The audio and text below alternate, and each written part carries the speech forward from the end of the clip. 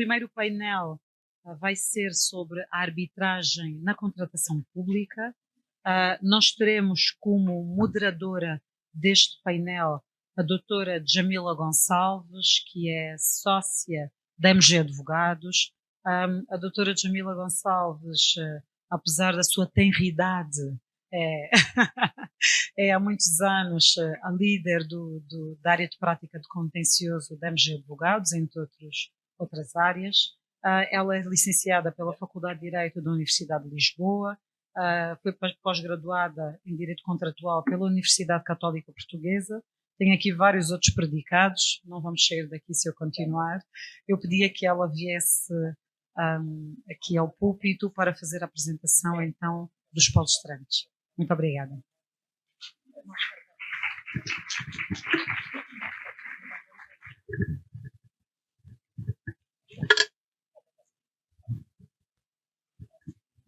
Meus senhores e minhas senhoras, muito bom dia. Sejam todos muito bem-vindos a este primeiro painel.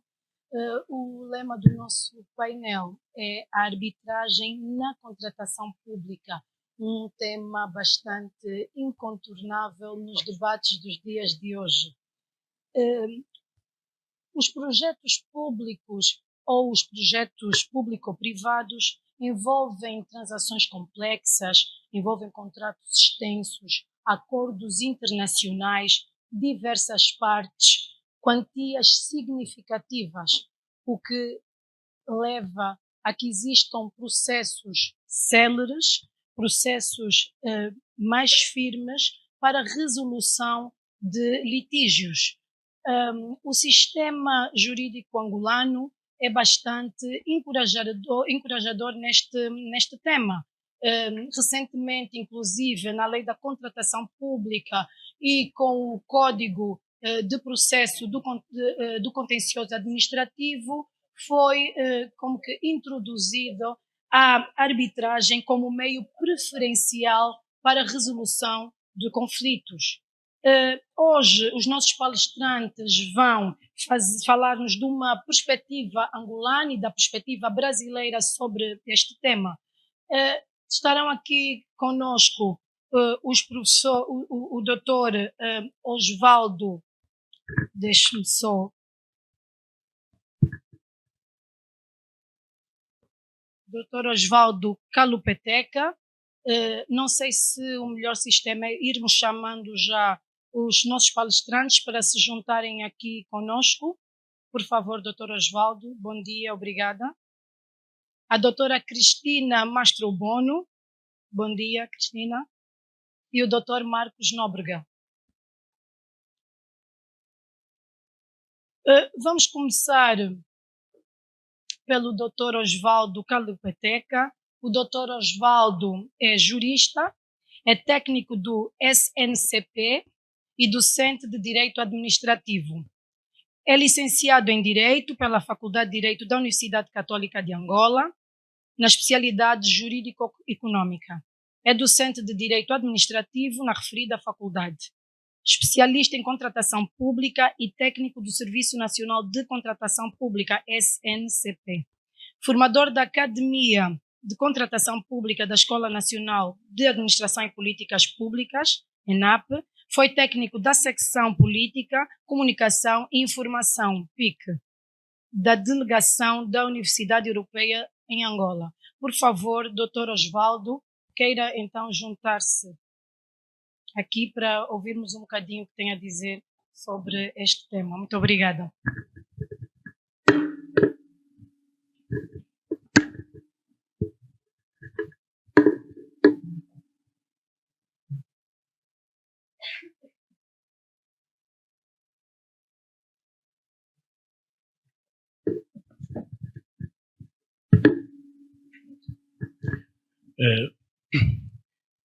Saudações a todos, com o devido respeito que se impõe, particularizando aqui o nosso juiz, conselheiro, presidente jubilado, presente, dignos letrados do Ministério Público, magistrados judiciais.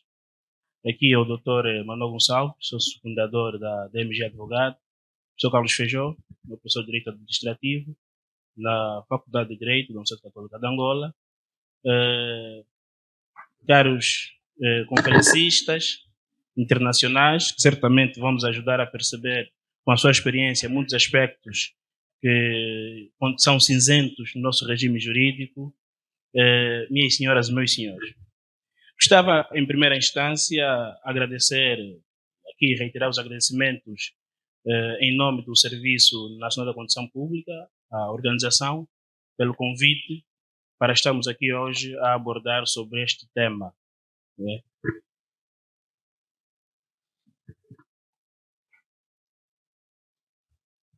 Obrigado. A contratação pública é, na verdade, para as entidades públicas contratantes, um instrumento de gestão para a satisfação de necessidades coletivas e é, ao mesmo tempo, também um instrumento para o fomento do negócio. Por meio da condição pública, os operadores econômicos conseguem, efetivamente, aceder ao mercado de negócio em que a outra parte é o Estado. E essa contratação pública não está isenta de conflitos nas relações entre o Estado e os operadores econômicos. É importante aclarar que a arbitragem assume contornos diferentes quando é levada para o âmbito do direito público, quando é levada para o âmbito da administração pública, porque aqui há particularidades que nos levam a discuti-la numa perspectiva diferente do direito privado. E é importante lembrar que a administração pública goza de um foro privilegiado, goza de um foro especial, que é o contencioso administrativo. Mas o contencioso administrativo apresenta para nós alguns desafios, sobretudo ligados à morosidade processual e à especialidade para tratar de matérias ligadas à contratação pública.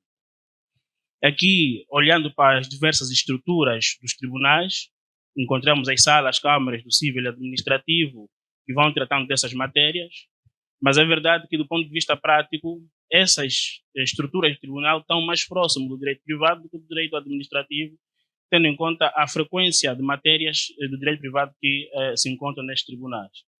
E aí aparece esse desafio da questão da especialidade. Se em termos de direito administrativo os nossos tribunais não garantem a confiança que se pretende para tratar dessas matérias, mais difícil estariam ainda das matérias de contratação pública, que são especiais ao próprio direito administrativo. E aqui, se calhar, exigiríamos, a semelhança do que se fez com as matérias do fiscal e aduaneiro, também uma estrutura específica para tratar das matérias ligadas à contratação pública. No fim do dia, se calhar, cairíamos em excesso, porque acabaríamos por exigir, por parte dos tribunais, de uma estrutura específica para todas as matérias de especialidade. É nessa perspectiva que nós olhamos para a arbitragem como fundamental para resolver esses problemas.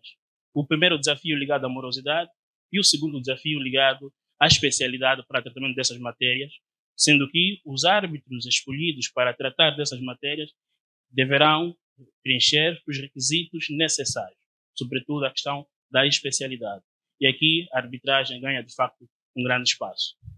As discussões mais antigas do direito administrativo vêm romper, de alguma forma, e aqui também, eventualmente, pode haver alguma divergência, com o critério da disponibilidade e indisponibilidade para a determinação das matérias arbitráveis, sendo que a parte da contratação pública, a parte dos contratos administrativos é aquela que se apresenta menos problemática para a arbitrabilidade, trazendo algumas discussões, por exemplo, em sede de uma outra forma de atuação da administração pública, que são os atos administrativos, essencialmente atos de poderes da administração, diferentes contratos que resultam de uma atuação concertada com particular. Nós temos no nosso ordenamento jurídico, para a nossa abordagem, esse regime, como está na nossa apresentação e à disposição da organização, depois pode ser consultado.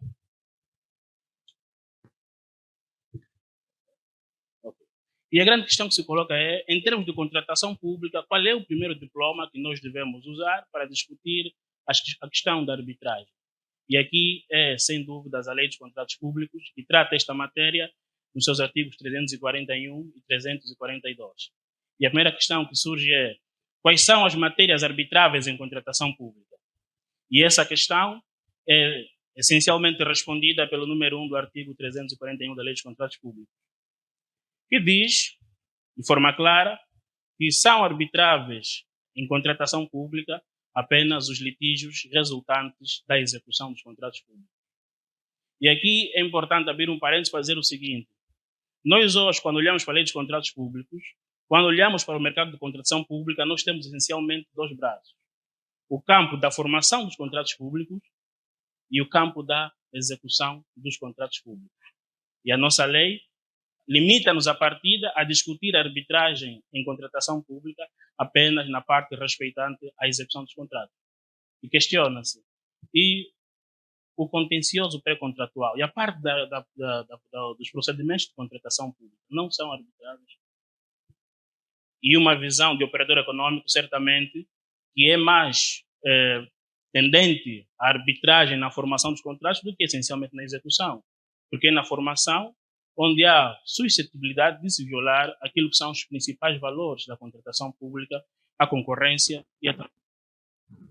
Se num procedimento de contratação pública a entidade pública contratante praticar uma adjudicação que um concorrente entenda ilegal, pode ou não recorrer à arbitragem. Um investidor estrangeiro em Angola tem a confiança suficiente nos nossos tribunais estaduais para se sentir confortável num tribunal estadual para resolver questões de contratação pública, ou tem preferência pela via arbitral? E aqui, olhando para a Lei dos Contratos Públicos, sobretudo aqui fazendo uma interpretação do sistema, o recurso à arbitragem em contratação pública é determinada pela entidade contratante, nos termos do artigo do número 2 do artigo 341, e ao particular, ao interessado no procedimento, cabe aderir àquela convenção de arbitragem por meio de um anexo que consta do anexo 8 da Lei dos Contratos Públicos. Olhando para este anexo, o conteúdo do anexo trai o texto do número 1 do artigo 341 da Lei dos Contratos Públicos. Porque o conteúdo daquele anexo define que a contraparte vincula-se à convenção de arbitragem para resolver questões ligadas à formação dos contratos e também à execução dos contratos. E a questão que se coloca aqui é: qual é a real posição do legislador? O anexo 8 da Lei dos Contratos Públicos também faz parte da lei e não tem menos dignidade que o artigo 341. E mais, no procedimento de contratação pública, o conteúdo do anexo não pode ser alterado, porque foi aprovado por lei. E a questão que se coloca é: qual é a real intenção do legislador? Formação ou apenas execução? Alguns ordenamentos jurídicos mais próximos ao nosso já resolveram essa questão e está claro que a formação dos contratos também integra o âmbito das matérias arbitráveis em contratação pública. Então, nós temos que olhar para outros pontos da lei e encontrar alguma solução. E a primeira parte que nós chamamos aqui é o regime das impugnações administrativas, previsto no artigo 14 a 21 da Lei dos Contratos Públicos. O artigo 21 dispõe que das impugnações administrativas cabe recurso judicial. As impugnações administrativas em sede do procedimento de contratação pública, procedimento administrativo de contratação pública, cabe recurso judicial. E o recurso judicial é tratado fundamentalmente pelo Código de Processo e Contencioso Administrativo, aprovado pela Lei 33/21, de 1 de setembro. E é nessa lei onde nós veremos se, de facto, as matérias ligadas aos procedimentos podem ou não ser arbitráveis. E olhando para esta lei, o artigo 185, número 1, nos diz que são arbitráveis as matérias ligadas às questões respeitantes a contratos, incluindo os atos da sua execução. Aqui nós encontramos um caminho. Porque questões respeitantes a contratos dizem respeito tanto ao seu procedimento de formação, bem como o processo de execução. Então aqui, fazendo essa interpretação sistemática, conseguimos corrigir aquela inicial falta de atenção do legislador ao definir um regime no artigo 341 e outra perspectiva no anexo 8 da lei. Aqui começamos a resolver o problema. Essa terminologia, questões respeitantes a contratos, tem sido muito discutida a nível do administrativo. A doutrina é consensual no sentido de que abrange, de facto, também a parte da formação dos contratos. Para os mais céticos, existem também outros caminhos na lei que podem nos levar a encontrar a arbitrabilidade de atos procedimentais. E aqui vamos olhar essencialmente para alguns objetos contratuais, sobretudo as questões das parcerias público-privadas, que têm um regime especial à contratação pública. Portanto, a contratação pública já é um regime especial ao Código do Procedimento Administrativo, e a lei das parcerias público-privadas em matéria de contratação pública é também especial à lei dos contratos públicos. E essa lei define no artigo 20 que dos litígios resultantes no âmbito dos contratos de concessão, há preferência de foro dos meios alternativos de resolução de litígio, aqui nomeadamente arbitragem e os outros meios, mediação, conciliação. Então, para as questões das parcerias público-privadas, o problema está resolvido, porque a arbitrabilidade da matéria é determinada não em sede da lei de contratos públicos, mas em sede da lei das parcerias público-privadas. E aqui percebe-se claramente a intenção do legislador, porque entende que as parcerias público-privadas são um mecanismo de mobilização de investimento, e por isso o regime deve ter alguma flexibilidade nessas questões. E para os outros atos administrativos, para as outras matérias que dizem respeito a objetos contratuais não ligados a parcerias público-privadas, nós temos, em sede do artigo 67 do Código de Processo Contencioso Administrativo, a possibilidade de impugnar atos administrativos que sejam praticados dentro ou fora de procedimentos administrativos, desde que esses atos tenham eficácia externa e sejam lesivos a direitos e interesses legalmente protegidos dos particulares. E a grande questão que se coloca é se esses atos são suscetíveis de serem levados à arbitragem ou não. E aqui, novamente, o artigo 185, número 1, a linha C, define que os atos administrativos podem ser levados à arbitragem com fundamento, sem fundamento na sua revogação fundada em invalidade. Ou seja, a lei diz que os atos que não possam ser revogados com fundamento na sua invalidade. E a grande questão que se coloca aqui é o que o legislador quis dizer com a arbitrabilidade de atos administrativos que possam ser revogados sem fundamento na sua invalidade. Nesta norma, o legislador não teve o cuidado de conhecer que nos artigos precedentes fez uma distinção entre revogação e anulação e definiu que a revogação hoje nos termos do Código do Procedimento Administrativo estão para os atos válidos e a validade é em sede da anulação do ato administrativo. Arbitral, não do ato administrativo. Quais são as matérias, então, em sede do ato administrativo que o tribunal pode discutir? E aqui há um outro desafio. Eu pensava que o desafio aqui seria só estar aqui a falar, mas o desafio que é falar em frente do professor Feijó, né? Dessas matérias. O professor Feijó está a botar ainda mais a minha tarefa. Se não discutirmos invalidade do ato administrativo, estamos a dizer que estão nesse âmbito a discussão dos atos válidos. Por isso é que o legislador nos diz que não estejam em causa invalidade. E a questão que se coloca é, os atos válidos podem ser revogados ou não? Podem. Então vamos discutir atos válidos. Qual é o que nos leva a discutir validade de ato administrativo. Revogação de atos administrativos válidos.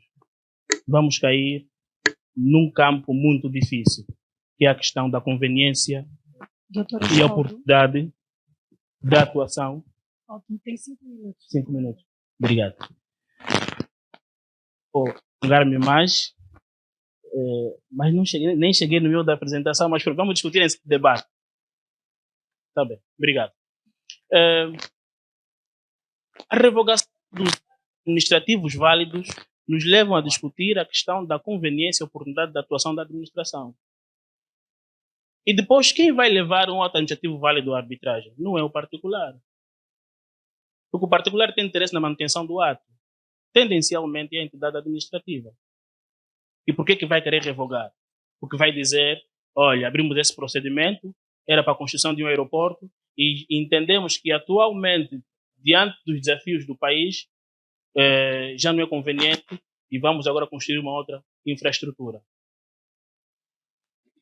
O Tribunal Arbitral pode apreciar a oportunidade da atuação administrativa, que são valorações próprias da função administrativa. O que diz o Código do Processo e Contencioso Administrativo em relação aos poderes de intervenção do juiz do Tribunal Estadual?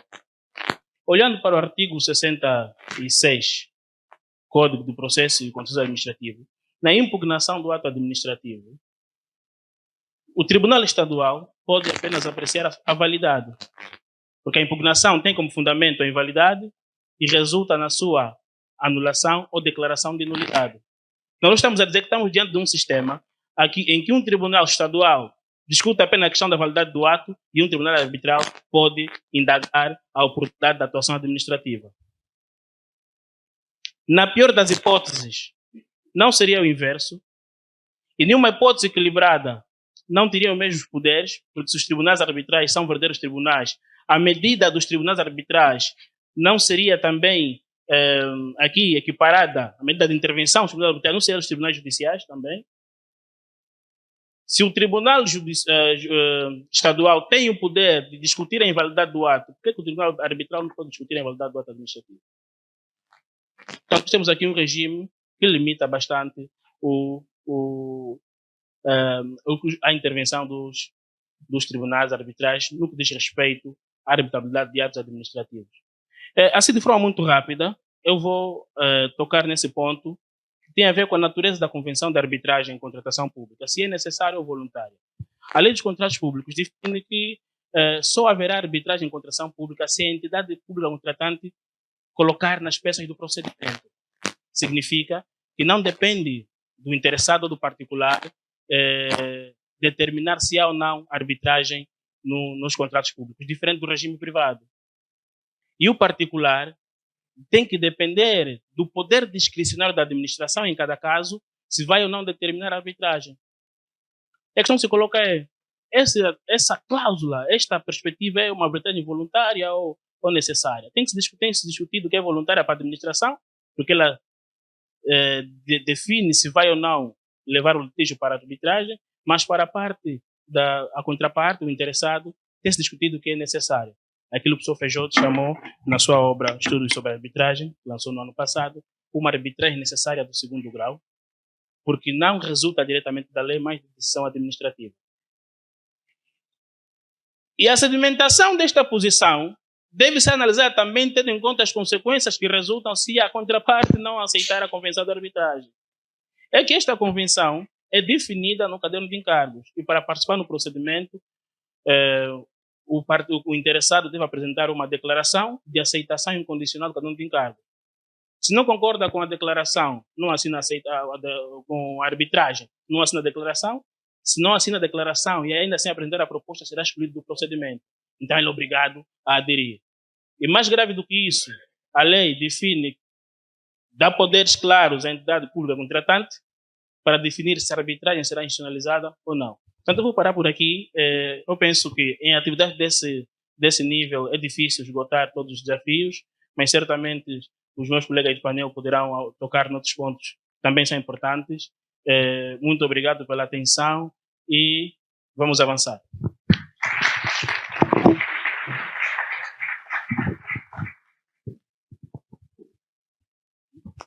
Muito obrigada. Doutor Osvaldo, muito obrigada. Foi bastante interessante. Vamos passar agora a palavra para a doutora Cristina Mastrobono. A doutora Cristina é advogada formada pela USP, com LLM pela University of Chicago, ex-procuradora-geral adjunta do Estado de São Paulo, com experiência na estruturação de concessões e parcerias público-privadas na área de rodovias, saneamento, setor metroviário e hospitais. Atua como árbitra em disputas ligadas à infraestrutura, integra o Conselho Consultivo do InfraWoman Brasil e é fellow e vice-presidente do CIARB Brasil Branch. Cristina, muito obrigada.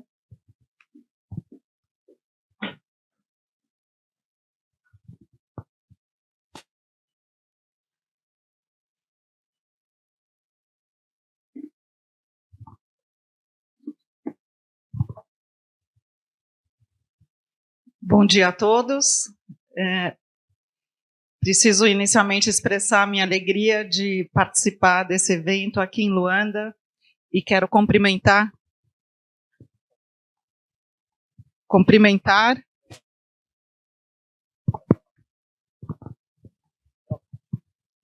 Alô.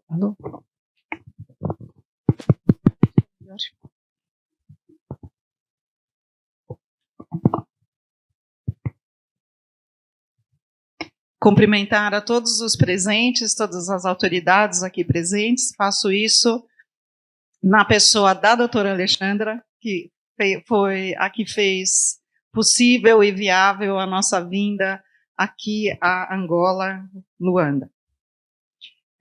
O tema que eu vou... Bom, antes de mais nada, eu preciso dizer que eu fiquei encantada com a palestra do Dr. Kalu Peteca. Eu praticamente posso mudar o meu nome na apresentação, mudar os artigos legais para artigos da legislação brasileira, porque é praticamente os mesmos problemas que nós enfrentamos lá, talvez com a diferença de que começamos há mais tempo no Brasil a discutir a arbitragem com a administração pública. E o que a gente precisa falar antes de mais nada é que o tema é muito interessante, parcerias para um mundo sustentável, e isso é impossível, no meu modo de ver, sem a participação de investimentos públicos e de investimentos privados. Nem o privado consegue dar conta e nem o setor público consegue dar conta da necessidade, da demanda que os nossos países têm em questão de infraestrutura para possibilitar justamente um mundo sustentável, melhores condições de vida para a população em geral. Então, um detalhe também, o Brasil não aderiu à Convenção de Washington, como foi comentado aqui, que Angola o fez. Isso faz com que a administração pública ela atue como um parceiro, como um ator privado dentro das arbitragens. Não significa que não existe arbitragem com a administração pública, mas sim que o Estado decidiu por usar esse mecanismo de solução de conflitos em seus contratos, e quando ele atua numa arbitragem, ele entra com as mesmas condições que um privado. Só que, e aí tem uma coisa que eu gosto sempre de falar, o Estado ou a administração pública não deixa de ser Estado quando participa de uma arbitragem no setor privado. Então, várias das condições inerentes à administração pública precisam ser observadas, e esse é justamente o desafio. Então, eu vou até tentar fazer alguns comentários em relação ao que foi trazido pelo Dr. Kalu Peteca. E eu preciso dizer, eu adorei esse nome, Kalu Peteca, que para a sonoridade brasileira é muito bonita. Bom, antes de mais nada, não pode voltar antes de mais nada, quando se discutiu no Brasil a possibilidade da administração pública se valer da arbitragem, a grande discussão inicial foi: existe segurança jurídica para isso? Os privados podem entrar nesses contratos, ou eles estarão correndo um risco de ter depois algumas das decisões proferidas por um tribunal arbitral anuladas por conta de ausência de apoio jurídico. A segunda discussão é qual a vantagem para a administração pública se utilizar da arbitragem, por que não continuar perante o Poder Judiciário? E, por fim, alguns desafios que eu quero abordar. Pode mudar. Bom, então aqui a gente tem um panorama da legislação brasileira, que eu nem vou entrar em cada uma, mas para dizer, não é por falta de lei que o Estado não pode usar a administração pública, certo? Porque nós temos uma série de legislações, e eu faço referência aqui há uma lei de 2015 que alterou a Lei Federal de Arbitragem, justamente para deixar claro que a administração pública pode se valer da arbitragem. E destaque também para a lei de 2021, que é a nova lei de licitações nos contratos de parceria público-privada, e aqui eu só quero dizer que eu tive bastante experiência com isso durante a minha atuação junto ao governo do Estado de São Paulo, quando em 2013 nós decidimos inserir a possibilidade da arbitragem nos nossos contratos públicos de concessão e PPPs. Então, aqui até a gente entra nessa questão, se é uma arbitragem voluntária ou se é uma arbitragem consensual, porque ela é uma decisão da administração pública que redige a cláusula de arbitragem, inclusive com a escolha do regulamento, a escolha da Câmara de Arbitragem, e o privado ele adere a essa cláusula, porque se falarmos que um contrato administrativo é um contrato de adesão, então também será uma arbitragem de adesão. Mas isso no Brasil, efetivamente, não fez muita, se é voluntário ou se é de adesão, não fez muita diferença, porque a comunidade arbitral ficou muito feliz de ter o Estado atuando também em arbitragens, e a gente pode dizer que de 10 anos para cá ele se tornou um dos maiores players de arbitragem no Brasil, em função dos altos valores envolvidos. As arbitragens resultantes de concessões e parcerias público-privadas são todas de valores altíssimos, mais de 20, 30, 40 milhões de reais, em alguns casos chegando a mais de $1 bilhão, inclusive. Então, como a gente pode ver, existe uma legislação bem sólida. E, mais um, por favor.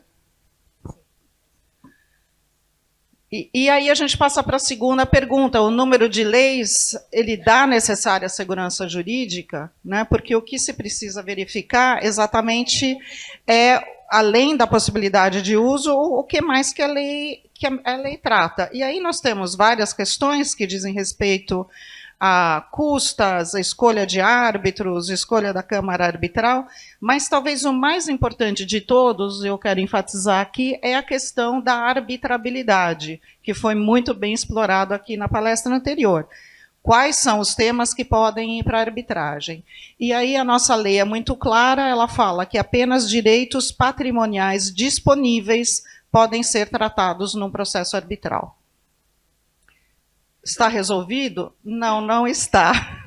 O que são direitos patrimoniais disponíveis? E aí entra-se numa zona cinzenta, onde realmente é difícil determinar, inclusive eu atuo hoje em dia como árbitras, há casos onde você fica em dúvida. Nós podemos adentrar nisso ou não? Eu acho que há umas situações extremas, como, por exemplo, a questão que foi trazida do aeroporto, o tribunal arbitral pode entrar numa análise se os recursos utilizados devem ser utilizados, os recursos disponíveis devem ser usados para a construção de um aeroporto, ou se devem ir para a construção de um porto, por exemplo. Aí eu já acho que isso é absolutamente não há dúvida que não, no Brasil, dentro do nosso contexto. Quem quer decidir se pode construir um porto ou um aeroporto, por favor, candidate-se e vire um político, vire membro do Poder Executivo para tomar essa decisão.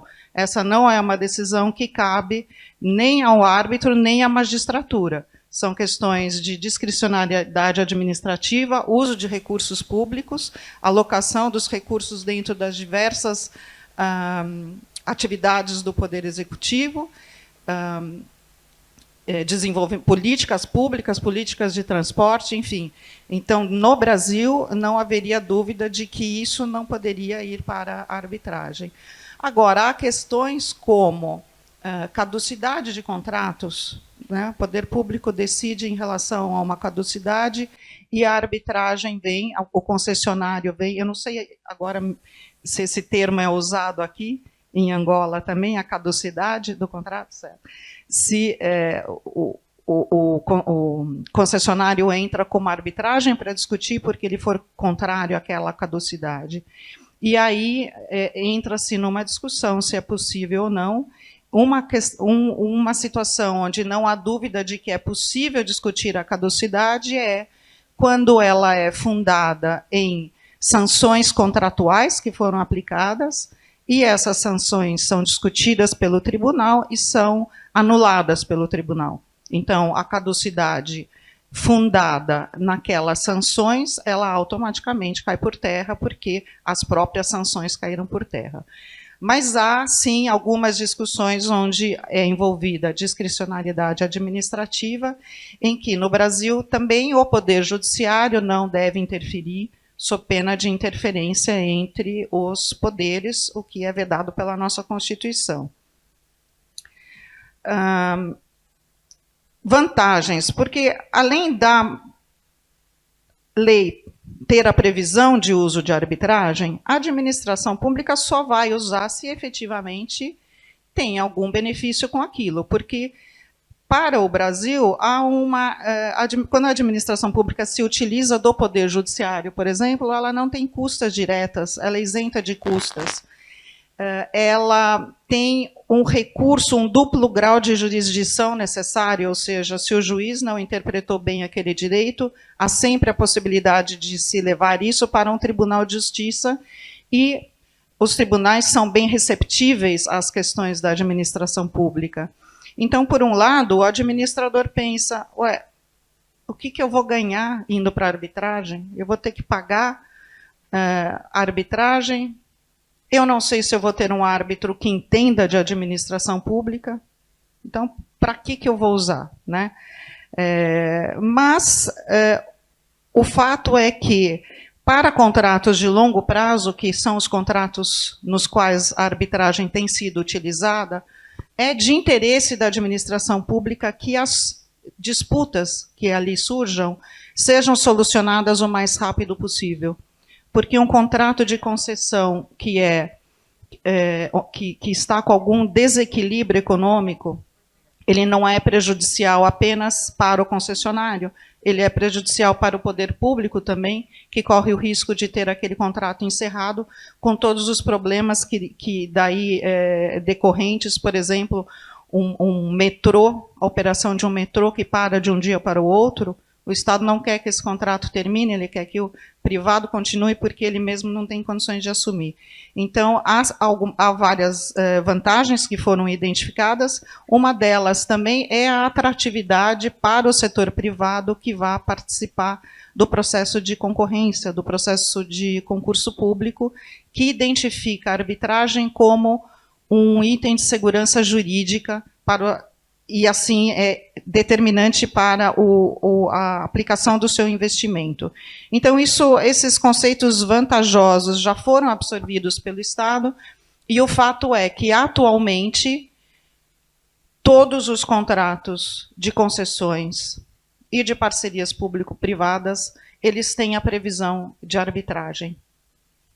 E uma coisa é certa, em todos esses contratos haverá disputa em algum momento, porque não há contrato de longo prazo que não tenha disputa.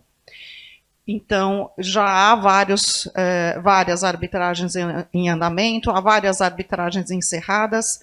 A gente percebe que a administração pública, ela já incorporou, ela já criou dentro de suas procuradorias núcleos especializados, há procuradores muito preparados para atuar nesses litígios. Pode pôr mais um? Mais um. E aí, por fim, só os desafios, né? Eu quero chamar a atenção para desafios, e alguns eu já mencionei, a questão da arbitrabilidade, né? Ou seja, quais são as matérias que podem ser arbitráveis. Há uma discussão no Brasil também qual a câmara arbitral que vai ser utilizada pela administração pública, porque no Brasil há uma variedade de câmaras, e a discussão era o Estado deve, ele pode se utilizar sempre da mesma, né? Porque indiretamente, como são altos valores envolvidos, se ele usa sempre a mesma, ele está dando uma vantagem para essa Câmara, né? Mas aí é variado, cada Estado tem as suas preferências. A União Federal, por exemplo, ela usa praticamente sempre a ICC, Câmara de Comércio Internacional, a Corte da Câmara de Comércio Internacional, porque é uma que tem já uma solidez no mercado, é conhecida internacionalmente, e ela funciona para atrair os players, os investidores estrangeiros também. Mas essa é uma discussão, e a gente vê no mercado das câmaras, todas elas se aproximando da administração, querendo, então, ali oferecer os seus serviços. E, por fim, a necessidade dos entes públicos se prepararem para atuar nas cláusulas, nas arbitragens.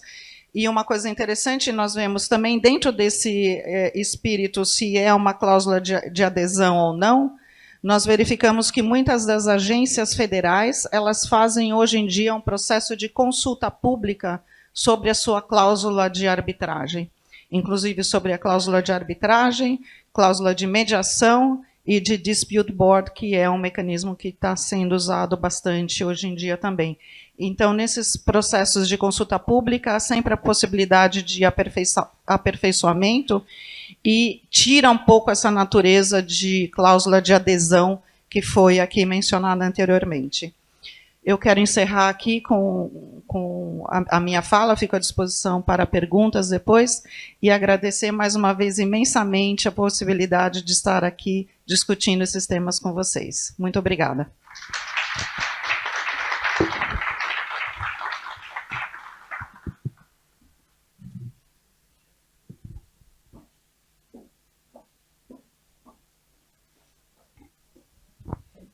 Muito obrigada, doutora Cristina.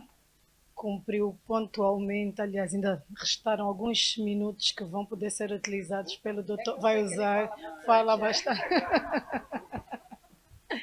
O doutor, mas eu ia usar os minutos extras para falar do seu CV, mas assim, que é bastante extenso, mas o próprio doutor Marcos pediu para falar da versão resumida. E, portanto, o professor Dr. Marcos Nóbrega é conselheiro substituto do Tribunal de Contas de Pernambuco e professor adjunto da Universidade Federal de Pernambuco, Faculdade de Direito do Recife, é Visiting Scholar Harvard Law School, Senior Fellow Harvard Kennedy School of Government, é professor visitante da Universidade de Lisboa, Visiting Scholar Singapore Management University e Visiting Professor Massachusetts Institute of Technology, MIT, pesquisador visitante na OCDE em Paris, é bacharel em Economia, tem várias obras publicadas, tem ministrado também aulas e palestras em diversas universidades do mundo sobre diversos temas, não é? Como universidades como Harvard, Queen Mary, Washington DC, e o currículo era bastante mais extenso, mas vamos para já ouvir o professor Marcos Nóbrega. Muito obrigada, doutor, pela sua... Vou falar dali. Muito obrigado. Bom dia a todos. Mestrado, doutorado, essas coisas é importante, mas, como diz no Brasil, é importante ter as manhas. Não é verdade? Bem, muito obrigado a todos. Eu quero, acho que tem minha apresentação.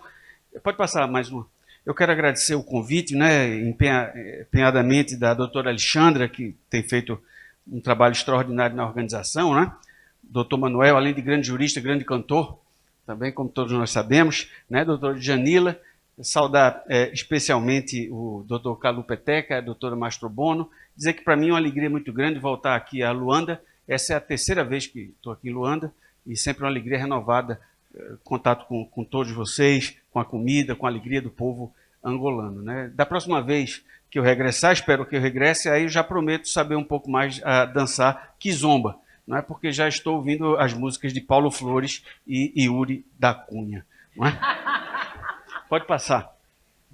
Veja, na verdade, o que o doutor César me pediu para falar com vocês foi uma coisa que veio até antes da arbitragem, que é um pouco da discussão do concurso público e da contratação. Não é? Do concurso público e da contratação. Na verdade, eu acho que, e esse é o tema que eu tenho me dedicado nos últimos anos, é a questão da economia dos contratos. Né? Teoria econômica dos contratos, e é o que eu venho trabalhando desde quando fui pela primeira vez para a Universidade de Harvard. E acho que no caso brasileiro, especificamente no caso brasileiro, a gente está como um bêbado, porque aquela história, né? O cara encontrou um amigo dele que era bêbado, debaixo de uma luz assim. O que você está fazendo? Não, estou procurando uma chave. E a chave caiu aqui? Não, caiu do outro lado, só que lá está escuro. Quer dizer, eu acho que no direito contratual a gente está procurando onde tem luz, a gente não está procurando onde de fato está a solução do problema. E a teoria econômica, a economia, certamente ajuda bastante nesse tipo de coisa. Pode passar. E aí, você sabe que agora no Brasil tem uma nova lei de concurso público. Aliás, eu faço uma observação, que eu peço até desculpa, porque aqui em Angola é concurso público. Lá no Brasil é licitação. Então, quando virem falar em licitação, é concurso público. E agora nós temos no Brasil uma nova lei de concurso público, portanto, uma nova lei de licitação, e está todo mundo estressado aí, comendo o pitoco da caneta para tentar entender a nova lei. Não é? Pode passar. E aí, o grande debate, o grande desafio é o que é o preço. Quanto vale? Essa é a questão. Quanto vale uma obra? Quanto vale um contrato de um consultor? Quanto vale? Esse é o grande desafio que a teoria econômica procura demonstrar. E é especialmente importante no âmbito da arbitragem, porque a gente tem dois grandes desafios no caso brasileiro, que é o primeiro, a questão da indisponibilidade do interesse público. O que é a indisponibilidade do interesse público? E o segundo tema, também magistralmente citado pela doutora Cristina, a ideia dos direitos patrimoniais disponíveis. Então, esse é um elemento fundamental. E uma coisa que me parece que é incontroversa é que a discussão de reequilíbrio de contratos é um direito patrimonial disponível. Então, o grande desafio que a gente tem, o grande tema de direito administrativo hoje, e eu tenho me dedicado bastante a isso, é discutir o direito ao reequilíbrio de contratos. Mas eu acho que a gente só pode entender isso melhor quando a gente entender um pouco de teoria econômica do contrato. E aí, algumas dúvidas importantes. Esse é um livro que eu uso com meus alunos de doutorado, porque as pipocas são mais caras no cinema. Não sei se aqui é assim, mas no Brasil é caríssimo. Pipoca, eu já como pipoca em casa para não gastar no cinema. Pode passar. E a segunda pergunta é, por que você nunca está satisfeito com o preço que o mercado paga pelo seu carro usado? Quando você vai vender o carro, você não fica triste porque acha que vale mais? Não é verdade? Por quê? Isso tudo teoria de preços procura explicar. Pode passar. Pode passar. Isso tem a ver fundamentalmente com teoria da informação. Não é? Porque, na verdade, o concurso público, a licitação, o concurso público, do ponto de vista jurídico, é um procedimento administrativo, é a concatenação de atos administrativos. Mas, do ponto de vista econômico, é um detectador de mentira. É um mecanismo de revelação de informação. Porque o setor privado vai mentir. Ele vai mentir não é porque ele é bandido, não. Ele vai mentir porque ele é um maximizador de renda. Então, eu tenho que criar um mecanismo que eu vou tentar descobrir se ele está dizendo a verdade ou não. Se a empresa consegue fazer por aquele preço, se a construtora vai conseguir fazer aquela obra por aquele preço. Como o Estado não consegue fazer aquele mecanismo adequadamente, você compra o mais barato achando que fez um bom negócio e, na verdade, não é. Você consegue fazer um concurso público e a empresa vencedora diz que vai fazer uma obra por 100. Só que ela sabe que não vai conseguir fazer por 100. mas ela engana você. E você não consegue descobrir se ela consegue ou não fazer por 100. E logo, durante a execução contratual, a gente tem os aditivos contratuais, e essa obra que custou 100 no concurso público sai por 300, 400, etc. Então, o primeiro debate, pode passar. O primeiro debate é exatamente, licitação é um mecanismo, concurso público é um mecanismo de detectação de mentira. Pode passar. Pode passar. Porque todo mundo mente, né? Todo mundo mente. Então, na realidade, eu minto, sou mentiroso pra caramba. Né? Todo mundo mente, não há nenhuma dúvida. Eu não sei se o pessoal aqui da plateia também mente, mas eu sou um mentiroso descarado. Então, todo mundo mente, porque todo mundo é maximizador de renda, não é? Pode passar. E o grande desafio no concurso público é que a gente ainda tem... Nós somos legalistas, pessoal. Nós ainda achamos que a lei é a principal fonte. Na verdade, a gente precisa estudar um pouco mais dos incentivos que estão veiculados na contratação pública. Porque senão a gente cai no problema do fetiche do menor preço. Você compra um negócio barato e o negócio não presta. Não acontece quando a gente vai fazer compras. Né? Vai comprar uma blusa, a blusa é linda, mas lavou, acabou-se a blusa. Só porque era barato, não é verdade? Então, assim, acontece na vida da gente, acontece no Estado também. O problema do Estado é justificar isso, porque está comprando por um preço melhor. Então, todo mundo, o sistema de controle é muito legalista, você empurra o preço para baixo. Pode passar. Pode passar. E aí, o que acontece? O grande debate está aqui, no contrato. Antes do contrato, a gente vai chamar o problema econômico de seleção adversa. E depois do contrato, a gente vai chamar de moral hazard. Pronto, são duas palavras que eu vou explicar, é muito simples. Então, antes do contrato é o concurso público. Depois do contrato é a execução contratual. A gente tem claramente dois grandes problemas. O problema da seleção adversa e o problema do moral hazard. Eu vou explicar para vocês. Pode passar. Passa aí, amigão. Primeiro, seleção adversa. Pode passar. O problema da seleção adversa é o seguinte. Eu não falei aquele caso do carro. Pode passar, amigo. Eu não falei aquele negócio do carro. Isso é um elemento fundamental em teoria de concurso público. É o problema da seleção adversa. Isso tem um grande paper que foi escrito por George Akerlof, Prêmio Nobel de Economia, em 1971. E até hoje é um dos papers mais lidos em economia. Akerlof percebeu que no mercado de carro usado, uma parte tem muito mais informação do que a outra parte. O vendedor sabe muito mais do que você. Porque você não é um especialista em carro usado. Né? Eu não entendo de nada. Então eu vou comprar um carro usado, eu vou ver se, sei lá, não está batido, mas eu não sei dizer se o carro está com um problema grave no radiador, por exemplo. Eu não sou um especialista. Então, nesse tipo de mercado, há uma grande assimetria de informação entre quem vende e quem compra. Por exemplo, quando eu fui professor visitante em Lisboa, eu passei um ano lá, eu disse, vou vender meu carro e na volta eu compro outro carro. Aí quando eu fui vender, a turma não queria dar nada pelo meu carro. Era um Honda, mas eu achava que o carro valia 100 e a turma queria dar 80. Eu disse, gente, também não vou vender. E o carro ficou um ano na garagem. Então esse carro não foi para o mercado. Em mercado com grandes assimetrias de informação, o mercado empurra o preço para baixo e, ao empurrar o preço para baixo, expulsa os bons carros do mercado. Só ficam os carros pereba. Entendeu? Essa é a explicação da seleção adversa. Quando eu tenho um mecanismo muito legalista, quando eu tenho muita falta de informação, quando eu tenho muita incerteza no mercado, o sistema de concurso público não funciona direito e empurra o preço para baixo. Isso explica porque eu não consigo fazer uma obra que preste, isso explica porque eu não consigo comprar um produto de boa qualidade, porque o próprio mercado, diante de muita incerteza, empurra o preço para baixo. Então, o primeiro grande problema que a gente tem do ponto de vista econômico é o problema da seleção adversa. Próximo. Um dia desse eu estava no meu gabinete, estava na Copa lá eu sou conselheiro tribunal, fui lá falar com Dina, que era a menina da Copa, e Dina foi esquentar lá um chá, sei lá, para tomar chá. Ela disse, doutor, veja o que aconteceu no fósforo que o tribunal comprou. Eu disse, o que foi, Dina? Não tem cabeça não, o fósforo. Eu disse, oxi, como é que o fósforo não tem cabeça? Pois é, meu amigo, o setor, acho que era para brincar, esse fósforo devia ser especializado em brincar daquele jogo de palitinho, só pode ser, né? Porque para acender o fogão não serve, né? Comprado pelo setor público, meu amigo, fósforo bila, que deve ter custado, sei lá, muito pouco. Então, veja, o Estado compra esse tipo de coisa, porque ele não consegue modelar, e aí tem vários prêmios Nobel para isso, né? O Alvin Roth tem um livro chamado Como os Mercados Funcionam, que ele ganhou o prêmio Nobel discutindo isso, teoria da informação. Então, esse é o primeiro grande desafio, é o desafio da seleção adversa. E aí, como é que eu faço? Aí eu tenho que usar as modalidades de concurso público, eu tenho que utilizar os mecanismos de revelação. O problema não é a assimetria de informação, então eu tenho que encontrar mecanismos para diminuir essa assimetria de informação. Pode passar, amigão. Como resolver o problema? Pode passar.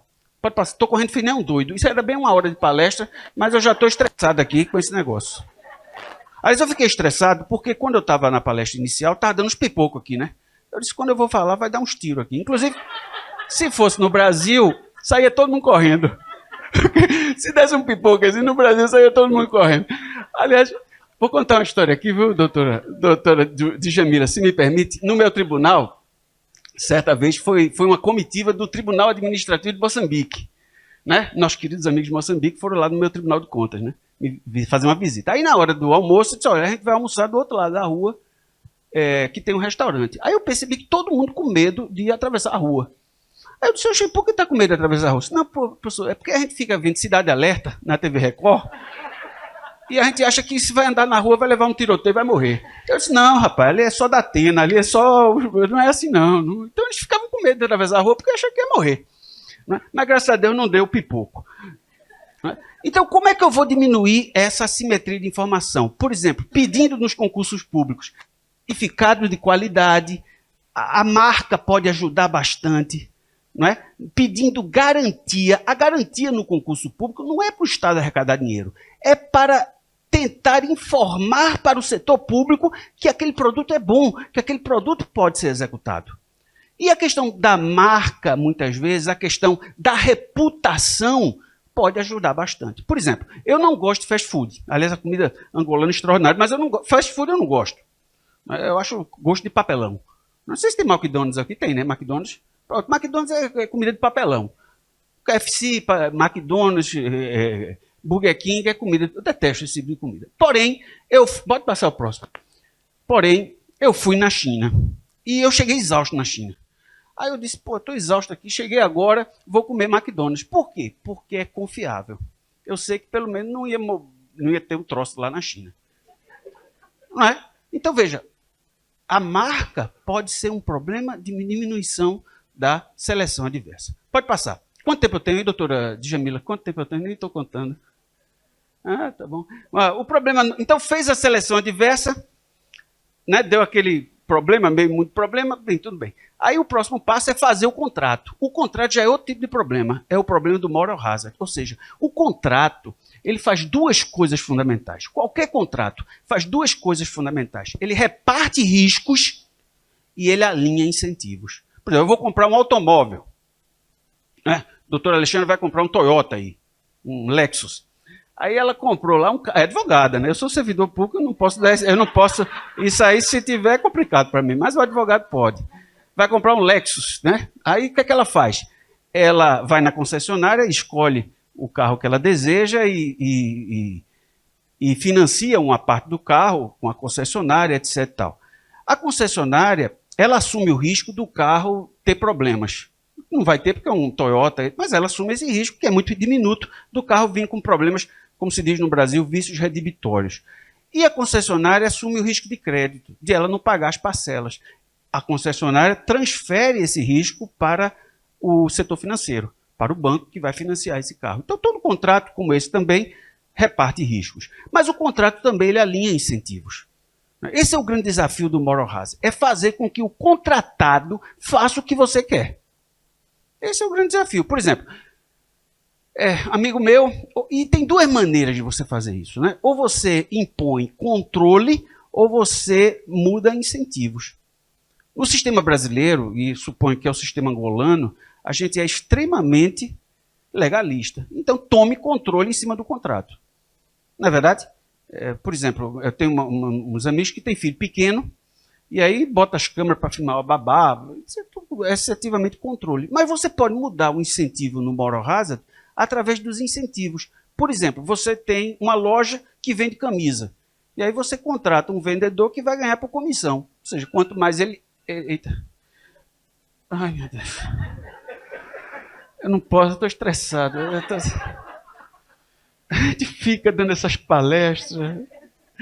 Entendeu? Então, o moral hazard é esse problema fundamental. E isso se agrava porque a gente está diante no setor público, onde a gente, no caso brasileiro, por exemplo, você tem muito problema em pequeno município de má qualidade da administração, de dificuldade. Né? A gente viu o doutor Calupeteca fazendo sua exposição, mas é muito difícil para o operador do direito, no município, na província, fazer esse tipo de coisa.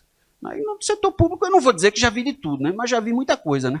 Por exemplo, lá na minha cidade, eu moro em Recife, vou contar essa história, viu, doutor Edmir? A Faculdade de Direito do Recife, que eu sou professor da Faculdade de Direito do Recife, ela é próxima do Tribunal de Contas onde eu trabalho, né? E não tem, é um prédio muito antigo, a faculdade é de 1827, a primeira do Brasil, o prédio é de 1911, não tem onde receber aluno, um prédio antigo. Então vai muito aluno entregar trabalho lá no tribunal, onde eu trabalho. E eu chego muito cedo, o diretor dava, faz uns 15 dias, eu estava lá no trabalho, aí ligou a menina da portaria. Disse, doutor Marcos, pois não, tem um aluno aqui para entregar mamografia. Eu disse, ô minha filha, pergunte por gentileza se não é monografia. Doutor, monografia. Anote aí, mamografia eu só recebo às terças-feiras. Pois não, doutor. Então tudo, isso é a dificuldade. Então tudo se resume à questão de seleção adversa e de moral hazard. Porque muita coisa é contrato, pessoal. O direito administrativo é um direito de contratos. Então a gente precisa entender a teoria econômica dos contratos. Eu dei um curso semestre passado na USP, né, que é a melhor faculdade brasileira, no doutorado sobre teoria econômica dos contratos. Porque tudo que a gente faz na administração pública para executar obras, para atender o interesse público, é basicamente contratos. E a arbitragem é resolver a bronca do contrato. Então, para você entender a arbitragem, tem que entender. Pô, você é um cirurgião cardíaco. Se você não entende como funciona o coração, como é que vai operar? Né? Então eu vejo muito, não é o caso, porque esse pessoal que veio comigo do Brasil é tudo árbitro.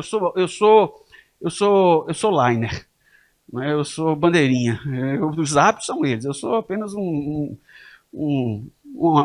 enxerido, como se diz no Brasil, nesse tema. Pessoal especializado de como funciona a essência do contrato, a lógica do contrato. Porque o contrato está em todo canto. Por exemplo, passa aí, amigão.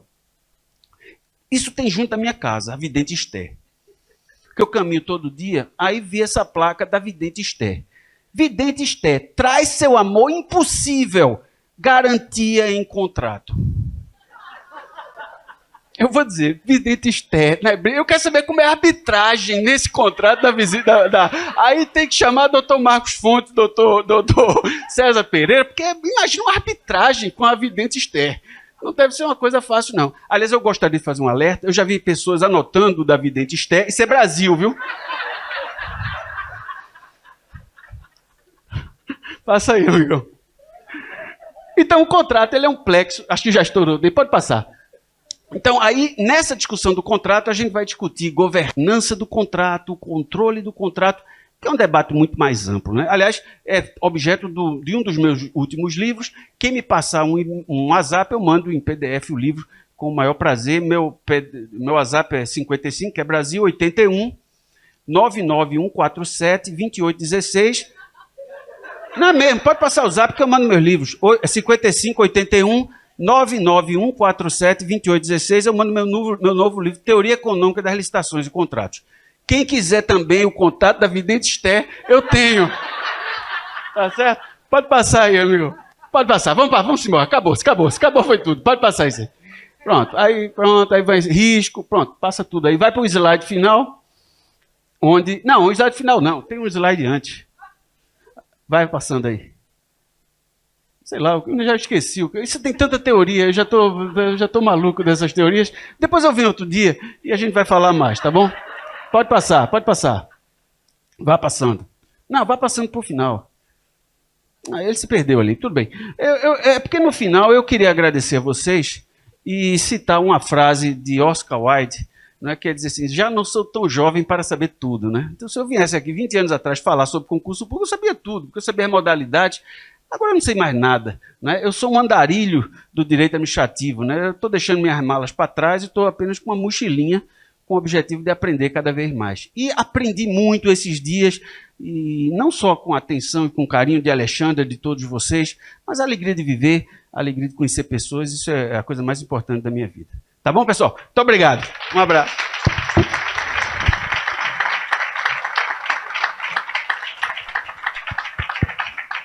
Muito obrigada, doutor.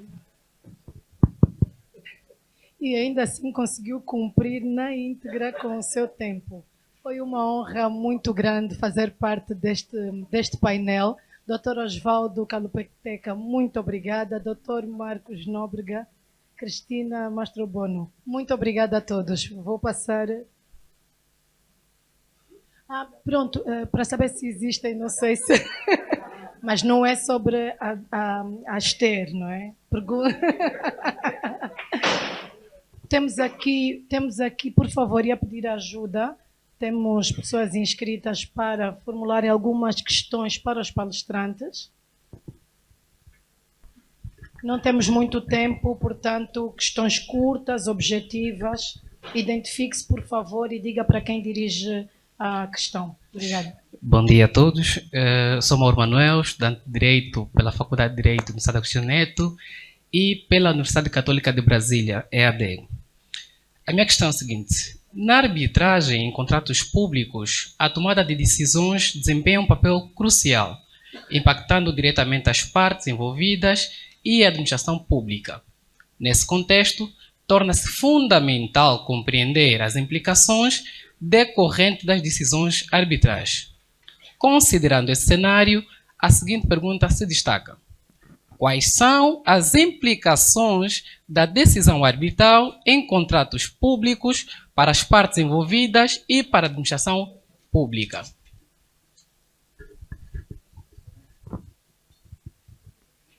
Não sei para quem foi dirigido, mas assim, rapidamente, são vinculantes. No Brasil, a decisão arbitral tem força de decisão judicial. Ela precisa ser executada, por vezes, quando se tem uma questão de execução forçada de bens ou não, mas os administradores já têm consciência disso.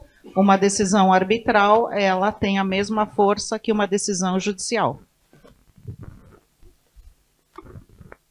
Bem, vamos aceitar mais 3 questões.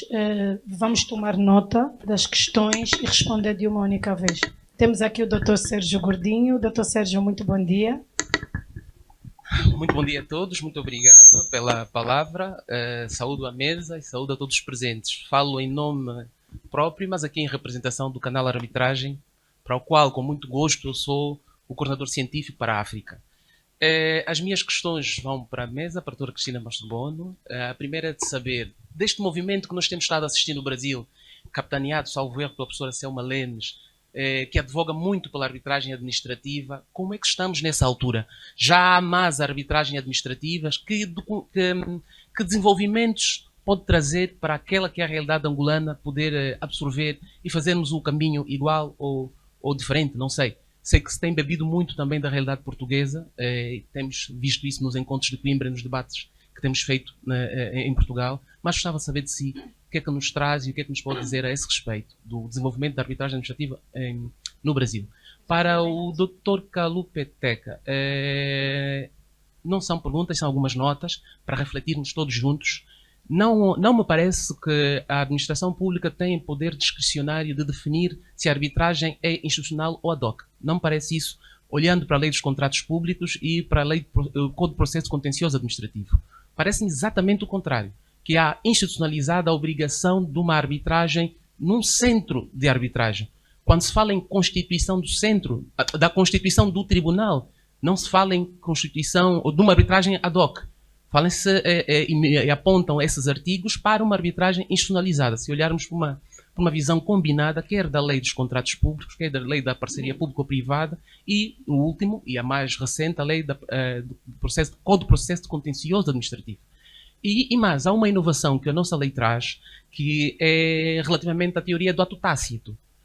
o particular se solicita não, diz a lei dos contratos públicos, ou salvo erro, a lei do processo contencioso administrativo, que o particular não pede, exige da administração pública uma resposta quando é indagada sobre a possibilidade de ir para a arbitragem.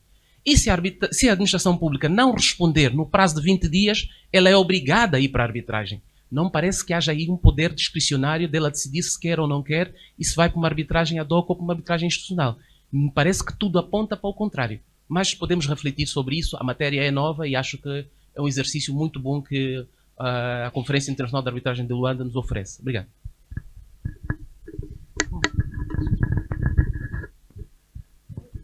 Vamos só ver se existe mais alguém.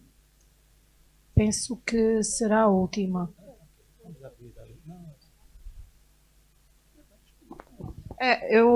Enquanto eu posso responder rapidamente, professor Godinhas, muito prazer em conhecê-lo pessoalmente agora. Como eu mencionei na minha fala, a arbitragem com a administração pública no Brasil é uma realidade e ela já está plenamente em andamento. Já em 2013, eu e minha equipe de trabalho inserimos a cláusula nos contratos do Estado de São Paulo e depois os demais contratos nos seguiram e a União nos seguiu, e já é uma realidade inquestionável, inclusive com valores altíssimos envolvidos. Isso movimentou todo o mercado das câmaras arbitrais, de árbitros, enfim, já está bem solidificado. Muito obrigado, doutor Sérgio Godinho, pelas questões, pelas observações. Gostava de me explicar melhor. A voluntariedade que nos referimos não é sobre a arbitragem ser feita num centro institucionalizado ou será ad hoc. Foi na perspectiva de dizer que é a administração que decide se no contrato haverá ou não arbitragem. E aqui, de facto, o número 2 do artigo 341 da Lei dos Contratos Públicos dá o poder à entidade pública de definir se no procedimento haverá ou não, cabendo, nas situações em que ela define, cabendo ao interessado aderir a esta convenção por meio do anexo 8º. Em relação à norma do artigo 187 do Código do Processo e Contencioso Administrativo que referiu, que confere um direito subjetivo público ao particular de exigir da administração a convenção de arbitragem, isto é para os outros atos administrativos. Para os atos administrativos em contratação pública, aplica-se o regime especial da Lei dos Contratos Públicos. E aí, o que nós discutimos, e quando chamamos esse regime, é apenas para discutir a questão, o âmbito da arbitragem. Mas agora, a determinação se será ou não arbitrável deve ser sempre precedida de uma decisão da administração do procedimento, porque o regime especial fecha, diz que só a arbitragem quando a entidade pública define, e depois temos que discutir as matérias arbitráveis. Aquela parte do direito de subjetivo público aqui não vale, porque o regime especial é adverso. E se nós admitirmos isso, o regime especial nunca será aplicado. Obrigado. Temos mais uma intervenção, por favor. Bom dia a todos. Respondo pelo nome de Antônio Goi, sou estudante de Direito pela Faculdade de Direito da Universidade Agostinho Neto. E o que me inquieta está relativamente ligado ao contrato celebrado nos termos de parceria público-privada. E eu gostava de saber, quando há esse tipo de contrato, e a pergunta vai dirigida especificamente para o Dr. Kalupeteca, quando há esse tipo de contrato, e já que parece ser a administração pública que determina se podem ser resolvidos os litígios que vêm desse contrato por via da arbitragem ou não, eu gostava de saber se, porventura, a administração não se vincular à decisão do árbitro, porque em sede de arbitragem isso acontece, se a administração pública não se vincular à decisão do árbitro, e penso ser nos termos do artigo 37 da Lei da Arbitragem Voluntária, que diz que a outra parte pode recorrer ao Tribunal Judicial, ou se calhar exigir a execução no Tribunal Judicial. Eu gostava de saber, quando isso acontecer, se a administração não aceitar a decisão do árbitro, se esse litígio será resolvido efetivamente no Tribunal Judicial. E eu faço essa questão justamente porque, se é a administração pública que está em litígio com um particular e o conflito ser resolvido por um tribunal judicial, aqui me parece ser ligeiramente pouco profícuo, né? Porque teremos aí a administração pública a atuar como jogador e o tribunal, na qualidade de órgão do Estado, se calhar, eu penso que não teremos muita garantia da parte dos particulares. Então, a minha pergunta vai nesse sentido. Não sei se fui claro. Sim, muito obrigado. Pronto, eu vou pegar essa última parte em relação ao jogador e árbitro, que, pronto, diante do princípio da separação de poderes, penso que é uma discussão que não se coloca à partida, porque a administração pública faz parte de um outro poder e os tribunais do outro poder também. Em relação à vinculação das decisões dos tribunais arbitrais, gostava de lembrar que o artigo 174 da Constituição, quando fala que as decisões dos tribunais são vinculativas a todos, inclui também os tribunais arbitrais, não é? E nessa perspectiva, a administração pública está vinculada à decisão dos tribunais arbitrais e as consequências da sua não vinculação não resultam, sobretudo, por serem de tribunais arbitrais, resultariam ainda que fossem dos tribunais judiciais. E aí levantamos a questão dos processos executivos, que em primeira instância os tribunais arbitrais não têm esta competência executiva, salvo o melhor entendimento aqui dos nossos especialistas. Portanto, as consequências seriam as mesmas que resultariam do incumprimento da administração pública diante de uma decisão do tribunal estadual. Portanto, obrigado. Bem, vamos a uma última questão, Dr. Manuel Gonçalves. Muito obrigado. É por isso que precisamos de um sistema judicial verdadeiramente independente, certo? Professor, a primeira questão para o professor. Como é que relaciona o tema da seleção adversa com um problema muito comum entre nós? Nas grandes infraestruturas, em grande medida, os preços sobem e sobem demais e a qualidade baixa e baixa demais. E isso naturalmente suscita outro tema, que é que soluções, que remédios para evitar situações desta natureza, que coloco tanto a si como a doutora Cristina, que remédios fundamentalmente para as grandes infraestruturas. Obrigado. Obrigado, doutor Manuel. Veja, é o mistério do preço, né? Eu acho, é uma opinião muito pessoal, que esses preços do concurso público são apenas o first best, né? É uma primeira aproximação, porque a gente não sabe o que vai acontecer, né? Sai um livro agora de um norueguês chamado Bent Flisberg, que ele analisa várias obras, 20 mil obras ao longo de 20 anos, e ele percebe que elas sempre ou estouram preço ou estouram prazo. Então, infelizmente, é uma realidade da essência da coisa. Não é? E outra coisa, cada obra é cada obra. Então, você tem que analisar especificamente aquela obra. Por exemplo, um aumento extraordinário de preços tem que ser ver se não se deu, por exemplo, por teoria da imprevisão.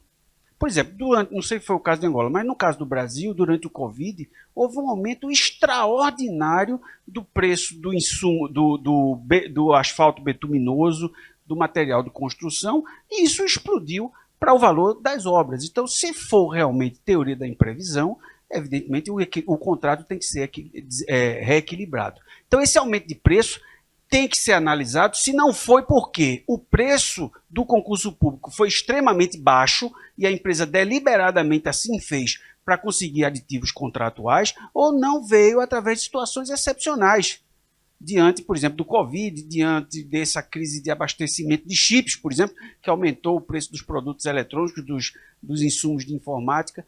Então, cada caso, a grande essência da discussão do reequilíbrio é a casuística. Né? Cada caso é cada caso. E há remédios jurídicos para isso, como a teoria das áreas, fato do príncipe, fato da administração, caso fortuito, força maior, que eu penso que é a mesma coisa aqui, que precisa ser analisado. Agora, devo dizer, e aí faço minhas palavras de um querido amigo meu lá do TCU, André Baeta, o equilíbrio não é uma ciência exata, né?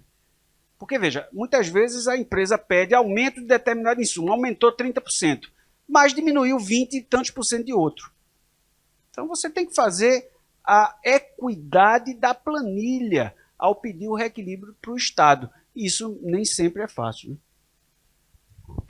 Eu vou só completar um pouquinho, esse é um tema que dá para falar muito, mas já estamos atrasados, eu quero só fazer um comentário. Há uma necessidade de ter uma estruturação melhor dos projetos, e isso é um tema que hoje em dia é mais fácil. Sempre falo, não precisa inventar roda, precisa ver o que foi feito nos outros países. Quando se começou a discussão de PPPs no Brasil, muitos falavam, isso já deu errado em Portugal, nós não queremos usar aqui, por conta de estradas e coisas. E a gente falava, o problema não é o modelo, é a estruturação. Então não dá para falar, eu sou contra o privado participar, porque não existe desenvolvimento sem a participação do privado. E hoje em dia já há inúmeros contratos feitos em Portugal, nos Estados Unidos, na Inglaterra, no Brasil. Então é uma questão das equipes que trabalhem com isso irem atrás. Tem manuais do Banco Mundial que tratam sobre esse tema. Então hoje em dia já é mais fácil. Lógico que tem um trabalho de analisar e ir atrás, mas há um aprendizado acumulado que precisa ser usado nos novos projetos. Muito obrigada. Penso que com isso podemos agora então encerrar o primeiro painel. Obrigada.